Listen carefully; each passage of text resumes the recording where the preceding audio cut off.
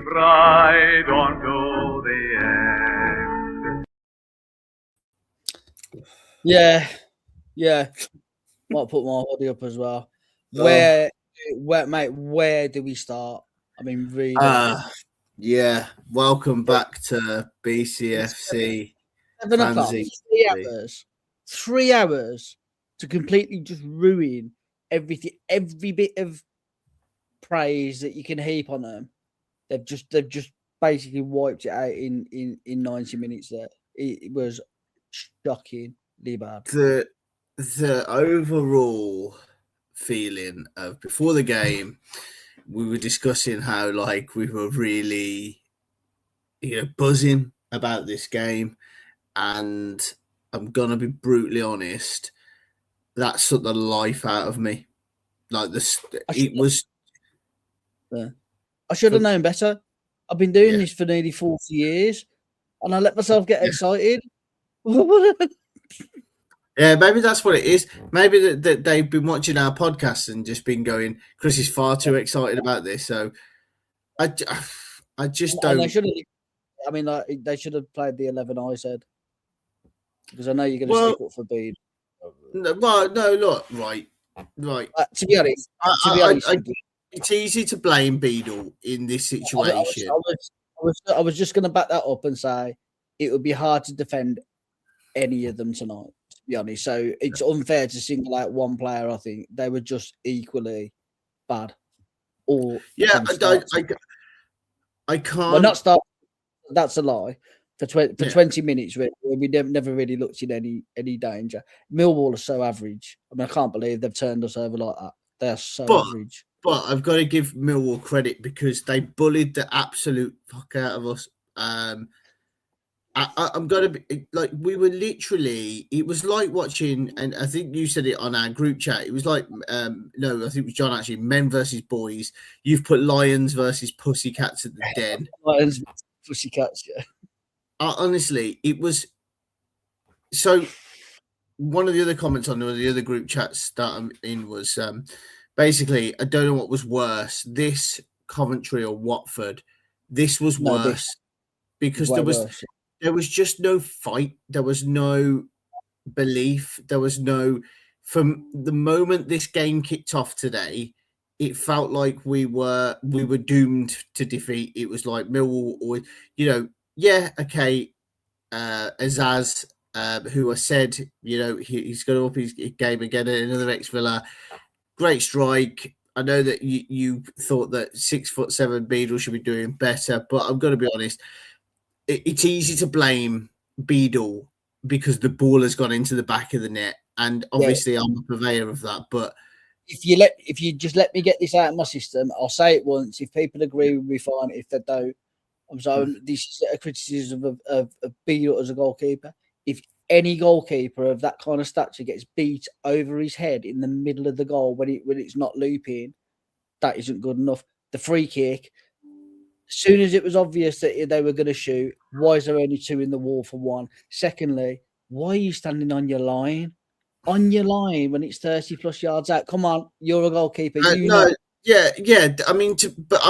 think with being, it's like I say, it's easy to just be. But our defense tonight, and I said this on the group chat, we might as well have got the terracotta army from China. They have more movement. I could rip every single one of them. Honestly, I really, really could. I mean, Hanzo was awful. Clara was reckless. Solis, you said it. You pointed out Solis. I said it before. I said it at half time. You can back me up. I said he needs to come out of the team. We need a forward passing midfielder in there. He's been booked. Then what happens? He costs us a goal, and then he gets sent off. And it's so avoidable. And you have to look at the manager for this. You have to. If he deserves the credit for last week and the weeks before, then he deserves slating for this. He really does. I don't disagree with the starting 11 at all. I thought it was the right starting 11. Yeah. He had to change more than he did at half time. He just did. And then nothing clicked today. Nothing clicked at all. We've got to move on because the way I feel right now is that a feeling that I thought had gone away this season, and it's the feeling of, yay, I'm now not looking forward to Monday. I discussed before, I had quite a good day, and then Blues come along, and they just have this habit of spoiling it. This is the wonderful thing about talking straight after the game, because we can be like, yeah. But we all know that come Monday. Oh yeah, I'll be sat there, with my cup of tea in hand, and yeah. Do you know what? Right, look, we got to just draw a line, because we could do a podcast here now that could last 45 minutes on solely how bad we were. I know that obviously Davis is going to come in for some criticism for that today, and rightly so. He will come in for some criticism. I'm very interested to see what he says in his post-match comments. But there was a comment that was made by one of the commentators, I think it was a co-commentator this evening, and he said Chris Davis will be pleased with the attitude of his players after they went down to 10 men. Yeah. And then he said they've never give up fighting. Did you watch the same game? That you have to be in the fight before you don't give up. You've got. I mean, it was just poor. It was poor. I don't think there's much. There was a couple of, again, some really, really good points made on other group chats that I'm on. Why we're playing out from the back when we're 3-0 down. Like what? And someone else chipped in and went, because every time Beadle kicks the ball over 10 yards, it goes out of play. So, I wouldn't mind talking about that, because I have no problem with us playing out at 3-0 down, especially as well when you've took away any presence that we had up the top of the pitch as well. Because that mystified me. Obviously, he didn't have his greatest game, but let's face it, they gave him nothing to work with. I said to you at half time, we haven't put a single cross in the box. You have a man there that he's desperate to feed off crosses, and we didn't put a single one in. I mean, there was again, maybe we can credit Millwall for that. Either way, we had positions to cross. The only 2 times we put the ball in the box was from corners and the free kicks. Yeah. Set pieces just simply didn't work today, and maybe that's why they are advertising for a set piece coach on LinkedIn. Are they really? Well, yeah. I don't think you've seen that post. Yeah, they put it up. Birmingham City. Obviously, when if you have an internal thing legally, you have to put it out there. But advertising Jonathan Grant's job on LinkedIn surely has got to have him going, well, what's the point then? No, I mean, maybe it's that they're thinking about having a second type of corner, so they're going to have a coach for each one. I mean, because it's only took 18 months to get these corners right, so it's going really fast. I like before with Grounds though, having watched him for so long, a season ticket holder, and with Grounds, he was never great. I don't actually recall him ever taking a corner or a free kick. So to have him as a set piece coach is a bit of an anomaly. The one thing I will say is that I never really buy into that sort of, if someone was a really good defender, then they'll be a good defensive coach. It doesn't that doesn't ring for me. I've got no problem with someone having a speciality. What I do have a problem with is when they are not very varied. I mean, I will look at Arsenal, look at the way that they take their set pieces over the last couple of years, and now that is a set piece coach at work who's got variations, 6, 7, 8 variations. I think you said it in the group, and somebody else said it on another pod that I was watching at some point in the week, going, Davis finds something that works, and then instead of using it sparingly, he just flogs it to death. Flogs it to death until it doesn't work anymore. You're just like, what the hell? I've banged on about it previously, about players basically running themselves into the ground, and that obviously we look at injuries. Wagner went off with probably what looks like a broken collarbone. You got it right, Wagner. I did say Wagner. Really. I've finally been able to differentiate our owner and our left back. we got to laugh at something. Jesus Christ. No, but look, the players are starting to, some of them are leggy. I wouldn't be surprised. I think Clara's just made of like something else. I think he's just he obviously he's just a completely different sort of level of player. He obviously has fitness that's way above everybody else's. But there is something else I said today, and this comes from just before Millwall went 1-up. Stansfield threw on goal with Priska, 2-on-1 situation, lay the ball off to Priska. I'm not saying it was a guaranteed goal, but it was better than the attempt that Stano had. And I'm going to probably say we sometimes look better, and I've said this before, and it's not something that I enjoy saying, but I think we look better without Stansfield. You've been scared to say this. I haven't. I've said it for a while.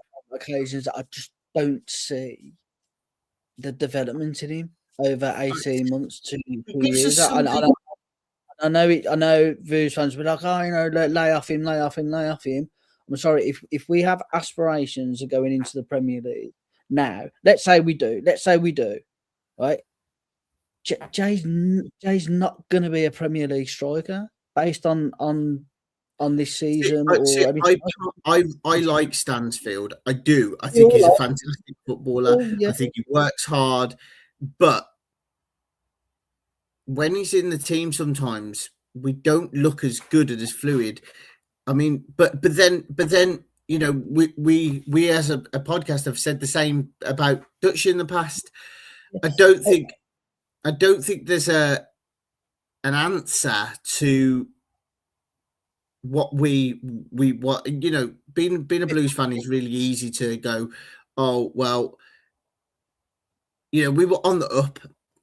The positives that we came forward for here, coming into this 3 hours ago, just over 3 hours ago when we were doing the reactions to the team, it was positive, and now it's not. It's negative. It's Blues ruin my evening again, and it shouldn't. And John said something on the group chat saying, it's amazing what hold they have on our lives. Well, we have to remember as well, it's not losing. It's not the losing that's the problem. It's the manner of it all, and when it's something that has happened on more occasions, especially away from home. I mean, basically, this was just like watching the Bristol City game, really. Yeah, in ways where they had the opportunity to do something, missed it, and then just offered nothing else in the game. Yeah. Okay, we've gone down to 10 men in 50 minutes. That's still not an excuse to get on the front foot. Well, in the box. The first 45 was as bad as I've seen us. I'm going to pose you a question here, Chris. Go as far as that. What's the worst performance this season? Where does that rank in the worst performances of this season? I still say Bristol City away was the worst performance of the season. That had my blood boiling. Because I was doing a solo channel at the time. There's a half-hour video of me basically spitting blood and steam coming out of my ears for nearly half an hour. It was freaking appalling. This was nearly as bad. But in a lot of ways, it was worse because we've now got this squad of amazing depth and everything else, and we put in exactly the same performance as we did then, which is infuriating. Yeah, it's massively infuriating, and if there's anyone who is logged on, please let us drop us some comments. I just think, I know it is 10:15 at the. One other thing that's been buzzing around in my head that I put in our group as well. So I was very excited about the Priska Stansfield thing because I thought, Jay, all he needs to do is just stay close to Priska and feed off anything. Honestly, that there was so many times where he was just nowhere to be seen. We got a 9 and a 10 that were playing basically 25 yards away from each other. That's. I'm not singling out. I'm not saying it's Stansfield. I'm not saying it's Priska. But what I'm saying is, at some point, someone from the touchline's got to go. You two have got to be closer together. You have to be. It's basic 9 and 10 dynamics. It's like this is what you tell to 10-year-olds. Is there? Is there anyone today that could walk off the pitch with their head held high? Yeah, Ethan Laird. I actually thought, I thought Ethan Laird when he came on was actually all right, yeah. But I think personally, no one had a game where. So if we were ranking this, and obviously we don't do rankings and stuff like that because that's just not our style, and there are foot mob and stuff like that do it. I think the highest rated player wouldn't get higher than a 5, and I think that's been kind. I think Dimmy, when he came on, he was trying to make stuff work, but there was just no outball for him. I thought Vicente didn't have a great game. That's the first time I've said that about him. And obviously Solis got a red. We can all forgive players for not having their best games, but then you need a manager on the side of the pitch to recognise this and do something about it. If he needs to be taken off after 45, then take him off.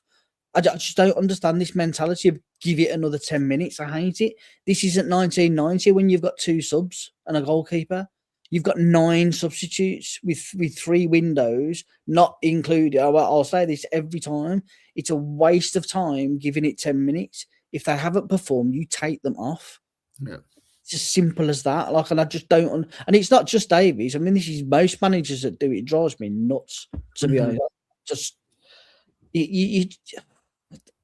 It was what so before we wrap it up, because I feel like there's so much deflation in our voices that like if we carry on, we're just going to spend all night moaning and complaining, and I feel like that's not what we want to be. We want to be a positive. We can be a positive. No, I want to be a positive podcast. Hey man, I mean, I was going buzzing. I agree with the team sheet. Yeah, maybe that's it. Maybe you need to stop being optimistic because it's the hope. It's the hope that kills you. It's the hope that kills you. That is a Birmingham City. That should be copyrighted and trademarked by Birmingham City. It's the hope that kills you. It should be us giving the manager the team sheet, not the other way around. No, right. So, like we said, we are going to do a podcast this week, and then yes. We're going to do Friday, which will roll up as a preview into Middlesbrough, and obviously when the dust settles, there's probably a bit more that will come out. We'll react to what the manager says, and so on and so on and so on. But I think that I will internally implode if anybody says that there's positives to take out of this. It's bad when I'm struggling to take a positive out of this. But yeah, so again, if you have tuned in this evening or you're watching this on catch up like we're on BBC iPlayer. Just a reminder, when we get to 500 followers, something massive is happening on this channel. So huge. Honestly, that massive. So give us it's so huge that we signed it's like a non-disclosure. NDAs. I was going to say DNAs. Was it DNA? Yeah, we're not taking that person's DNA, Chris. But that's not what we want to do. So give us a like, give us a subscribe, ring the bell for notifications. Follow us on Instagram, TikTok, Face, and X. I've been Andrew Clark. This is from Chris Edge. It's the hope that kills you. Yeah. Good night. Good night. Ride on to the end.